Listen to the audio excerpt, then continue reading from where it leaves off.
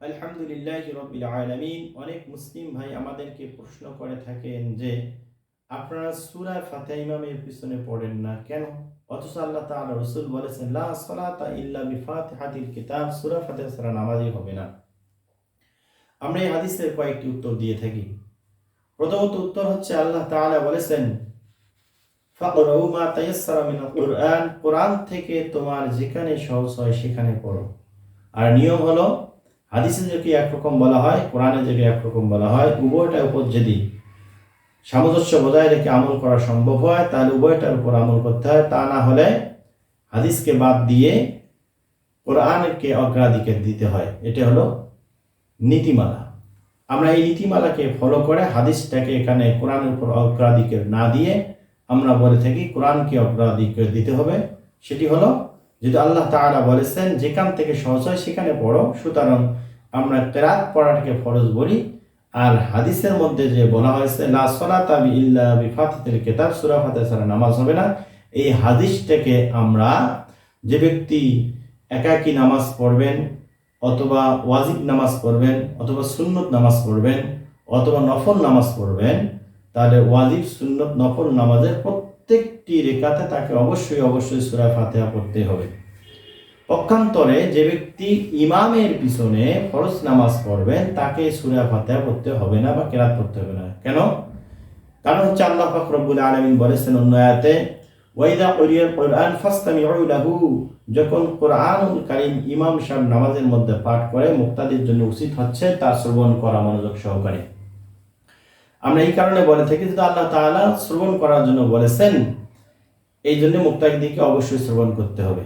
দ্বিতীয় নম্বর কারণ হচ্ছে আল্লাহ তাআলা রাসূল বলেছেন যে মান কানা লাহু ইমাম ফাকিরাতুল ইমাম লাহু কিরাতুন, যে ব্যক্তি ইমামের পিছনে নামাজ পড়বে ইমামের কিরাত মুক্তাদির জন্য যথেষ্ট।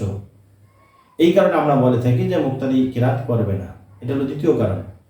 তৃতীয় নম্বর কারণ হচ্ছে সবচেয়ে বড় বিজ্ঞ সাহাবী হচ্ছেন হযরত আলী রাদিয়াল্লাহু তাআলা আনহু, যিনাকে ইলমের দরজা বলা হয়। উনি বলেন মান করা খালফাল ইমাম, যে ব্যক্তি ইমামের পিছনে কিরাত পড়লো বা সূরা ফাতিহা পড়লো ফালাইসা আলাল ফিতরতি, ইসলামের ফিতরতের মধ্যে নেই।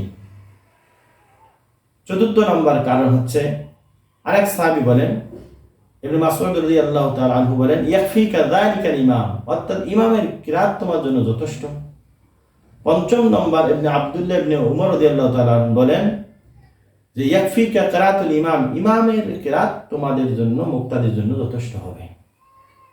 এই সাহাবীদের কথা, আল্লাহ রাসূলের কথা, আল্লাহর কথাকে আমরা অগ্রাধিকার দিয়ে বলে থাকি যে যে ব্যক্তি ইমামের পিছনে নামাজ পড়বে তাকে সূরা ফাতিহা পড়তে হবে না। বিবেকের দৃষ্টিতে আমরা যদি তাকাই তাহলে এটা আমাদের দিবালোকের মতো স্পষ্ট হয় যে সূরা ফাতিহা আসলে পড়াটা সমীচীন নয়। কারণ কোনো ব্যক্তি যদি ইমামের পিছনে নামাজ পড়ার নিয়তে মসজিদের মধ্যে যায় এবং মসজিদের মধ্যে যায় দেখে ইমাম সাহেব রুকু অবস্থায় চলে গেছে, এমন তো অবশ্যই সে নিয়ত বাঁধে রুকুর মধ্যে যায়, যাওয়ার পরে সে রুকু করে।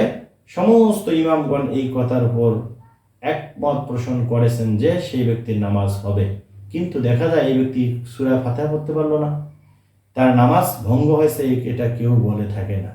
তাহলে এই ব্যক্তি সূরা ফাতিহা নামাজ পড়লো না, তার নামাজ যদি হতে পারে, তাহলে অন্য একজন ব্যক্তি সূরা ফাতিহা পড়বে না ইমামের পিছনে, আল্লাহ রাসূলে নিষেধ করেছেন, আল্লাহ তাআলা শোনার জন্য বলতেছেন, তার নামাজ হবে না। এরকম কথা বলা বা যারা বলে অজ্ঞতার পরিচয় ছাড়া আর কিছু হতে পারে না। আল্লাহ তাআলা আমাদের সকলকে বোঝার তৌফিক দান করুন।